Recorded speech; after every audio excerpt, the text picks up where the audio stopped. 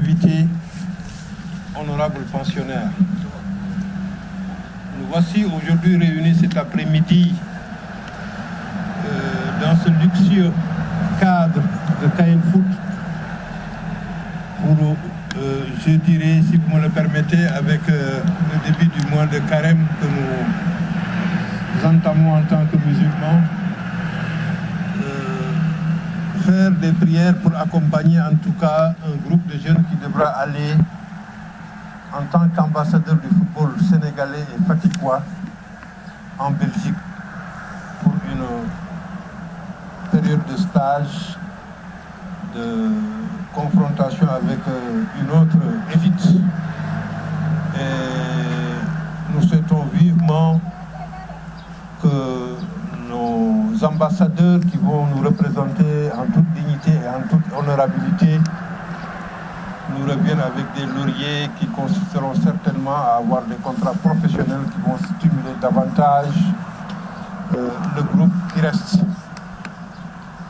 Ceux qui partent ce matin, cet après-midi, excusez-moi du terme, cela ne veut pas dire, selon mon humble avis, que c'est les meilleurs qui partent. Dans la vie, chacun a son cursus. Il arrive des moments où chacun a son tour chez le coiffeur. Ne vous mettez pas dans la tête que vous partez parce que vous êtes les meilleurs. Vous partez parce que vos camarades vous ont accompagné dans le cadre de la formation, de l'endurance et de la résistance pour que vous puissiez, en tout cas, brandir le drapeau de Caen Foot très haut au sommet du football mondial. Que nos prières vous accompagnent. Et c'est l'occasion pour moi de remercier vivement mon jeune frère et ami, Maître Khalignan, d'avoir très tôt compris qu'il fallait s'investir en tout cas dans le sport à la base. Vous savez, le sport, ce n'est plus un jeu, c'est devenu une industrie qui va nourrir son homme et son entourage et son environnement.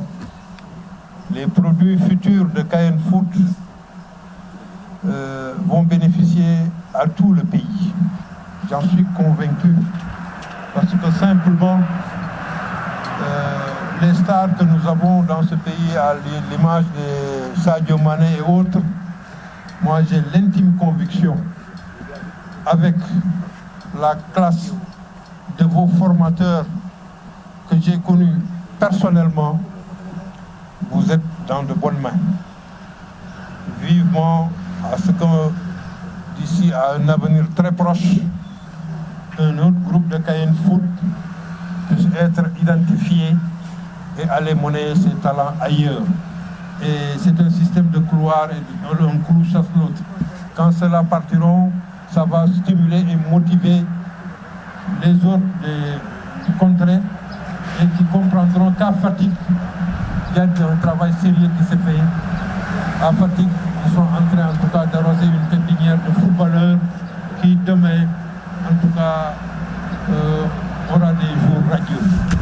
Je ne voudrais pas trop en tout cas monopoliser la parole, mais au nom de M. le maire empêché, je vous souhaite un bon séjour en Belgique et qu'à l'issue de ce stage et de cette formation, qu'on puisse en tout cas apprendre très rapidement que des contrats juteux ont été signés et ça va être le début en tout cas de la belle période. Je vous remercie. Bonsoir tout le monde. Bonsoir. Avant tout, je salue mes coéquipiers. Je salue Monsieur le Président et mes coachs. C'est vraiment un grand plaisir de vous avoir à notre côté. Et voilà, ce que je voulais dire, c'est juste que ce n'est pas encore la fin du monde. Il faut beaucoup bosser. Je parle à mes chers coéquipiers. Il faut beaucoup bosser, encore travailler, encore. Il ne faut jamais baisser les bras. Si vraiment on a été choisi, c'est pas parce qu'on est meilleur que les autres. Parce que c'est pas encore on a été choisi meilleur que les autres. je vous conseille de ne pas baisser les bras et vraiment, beaucoup bosser, il faut beaucoup travailler, encore travailler.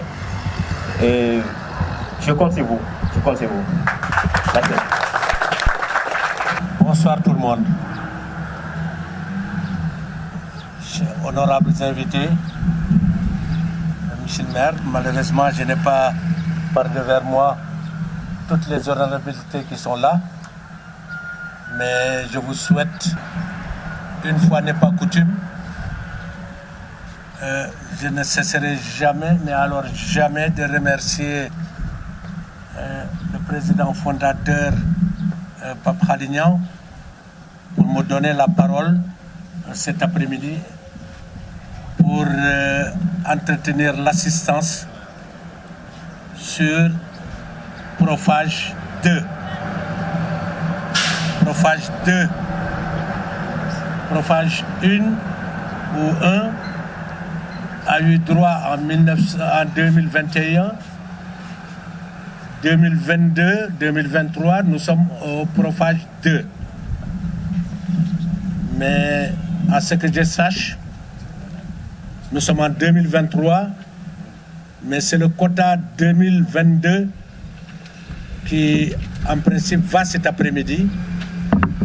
Et dans le sillage de ces deux prophages, viendra au mois de juillet, si Dieu le veut, Inch'Allah, le prophage numéro 3. Le nombre, je pourrais le répéter, il était dans un premier temps de 8 éléments, mais aujourd'hui il s'est retrouvé à 4, parce que c'est peut-être la partie Wallonie qui a choisi que ce soit 4 au lieu de 8. Les dés sont jetés, le jeu est ouvert. Monsieur le maire l'a dit tantôt, il a été un très grand sportif. Il l'est jusqu'à aujourd'hui. C'est la raison pour laquelle il a su disséquer les mots pour vous parler. Mais en tout état de cause, moi, mon propos de cet après-midi va à l'endroit des parents des pensionnaires et des pensionnaires eux-mêmes.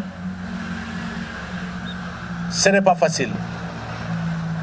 2019-2023. On n'a pas encore bouclé les 4 ans. Et aujourd'hui, on parle de Prophage 2. La Covid s'y est invitée. D'autres événements malheureux s'y ont invité. Mais il faut avoir le courage de le dire. Le seul qui a pu croire en ce projet a bien été son président fondateur, le docteur Pape Khalignan. Parce que je ne le répéterai jamais assez, beaucoup de parents croient à moitié ou à demi en ce projet. Mais aujourd'hui, quelques rêves sont devenus réalité. Il y a cru jusqu'au bout des ongles. Il n'a pas ménagé son temps, il n'a pas ménagé ses efforts pour aboutir à ce que nous avons cet après-midi. Et je suis à peu près certain que le travail continue de son côté.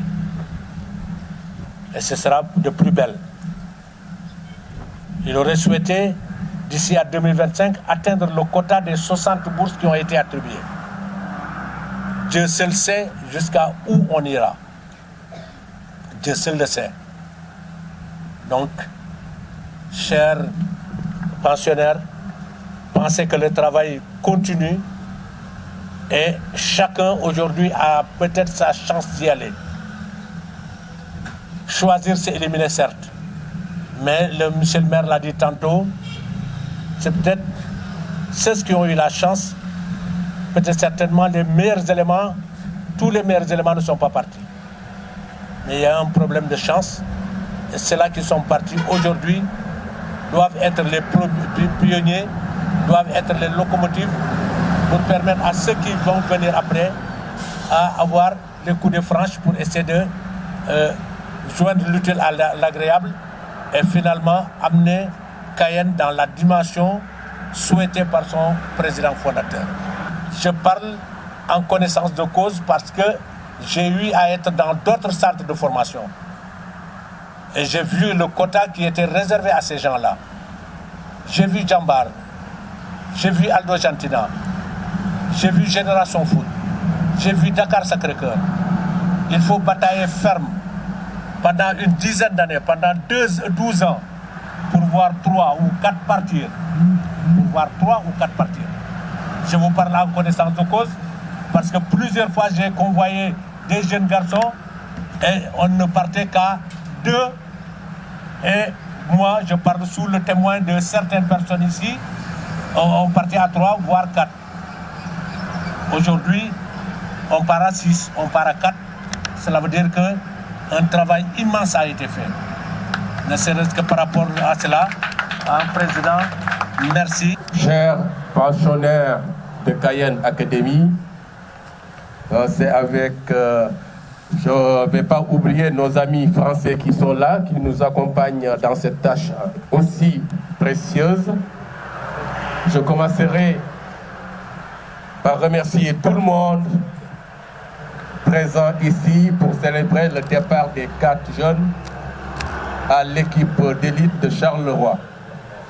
Vous savez que cette année, on a eu l'avantage d'avoir une convention avec la Fédération belge de football qui a réuni toutes les équipes belges. Cette année, on ne travaille pas qu'avec Standard Liège, on va travailler avec toutes les équipes belges parce que ce projet est lancé sous l'égide de la Fédération Wallonie-Bruxelles, mais encadré par la Fédération belge de football. Les 4 jeunes qui vont arriver vont atterrir à l'équipe d'élite de Charleroi. C'est l'équipe première de Charleroi. Ce qui va être une tâche très difficile, quittant ici Fatigue, arriver dans un club de D1, il va falloir vraiment serrer les coudes pour pouvoir y arriver. Et je pense que nous comptons sur nos jeunes qui vont partir. Il y a Dien Faye, il y a Neymar, Mbaye, Abdoulaye Mbaye, il y a Lopi, et puis il y a Mohamed Lamine Diédhiou.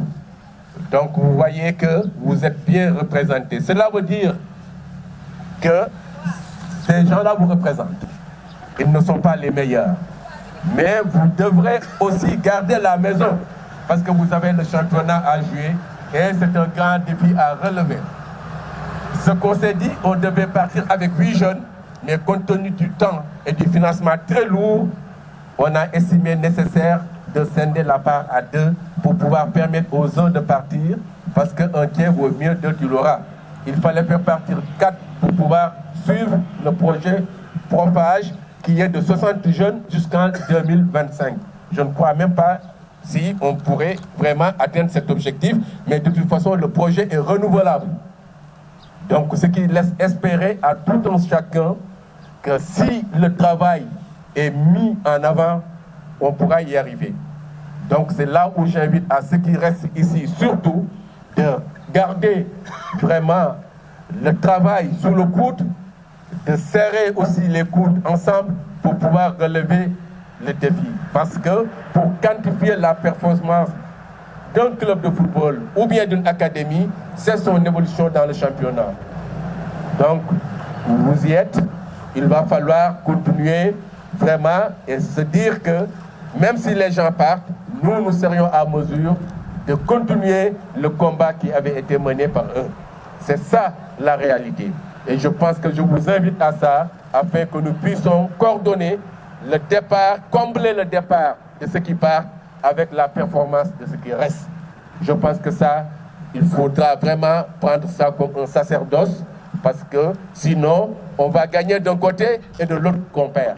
Et je pense que nous ne le souhaitons pas.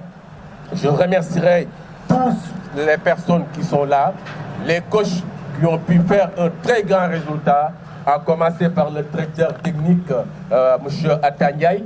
Comme vous le savez, c'est le père de la maison. Vraiment, jour et nuit, il travaille pour que les choses aillent de l'avant. Je remercierai aussi Roger Mendy qui est devenu un Fatiguois, d'autant plus que Lui-même, depuis qu'il est arrivé, je ne le vois pas trop à Dakar.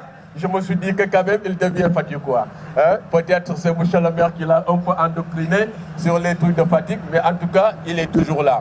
Et là, Ndiaye, qui est quand même toujours là aussi, qui fait partie quand même des coachs fondateurs de Cayenne, parce qu'il est le premier à être là parmi nous.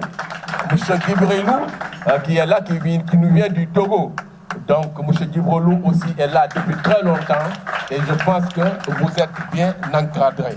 Je ne manquerai pas aussi à remercier le ministre TV, donc, qui nous a accompagnés avec tous les organes de presse qui sont là, parce que je pense qu'on ne peut rien faire aujourd'hui dans le monde sans pour autant passer par la communication. La communication, c'est la locomotive des activités. Et je pense que nous devrions mettre ça en avant pour pouvoir vraiment vous solliciter à tout moment et que vous soyez disponible à tout moment, parce que tout ce que nous faisons aujourd'hui, sans pour autant passer par la communication, sachez que ce sera à 50% atteint comme objectif. C'est pourquoi on ne cesserait de vous remercier pour que vous puissiez nous accompagner dans ce que nous faisons à Fatick. En tout cas, nous sommes très ouverts aux propositions, ouverts aussi à recevoir les gens afin que vous puissiez nous apporter votre contribution pour le développement de Cayenne. Terminé par M. le maire Dada Fall, qui est là. Dada Fall, quand on parle du sport, je pense que son nom est intimement lié à ça. Qui le connaît, c'est qu'il est là. Il n'est pas là en tant que même autorité municipale, mais je pense qu'en tant que sportif, je pense qu'il est de droit, à chaque fois qu'on fasse quelque chose à Fatick, qu'on le mette au devant de la scène. C'est pourquoi, quand j'ai entamé cette réflexion sur la création, pour mettre en place cette activité de remise de diplôme, de drapeau, il est le premier à être informé et vous voyez qu'il est le premier à être là. Donc je vous remercie de votre aimable intention.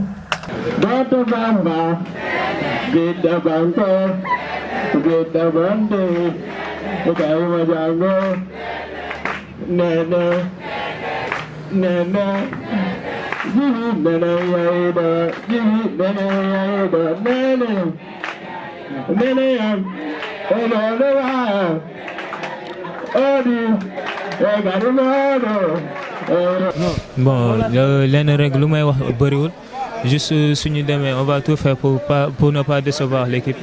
Bon, ak ñu fi bàyyi ni ñu def tout pour yàlla may ñu tamit ñu am club.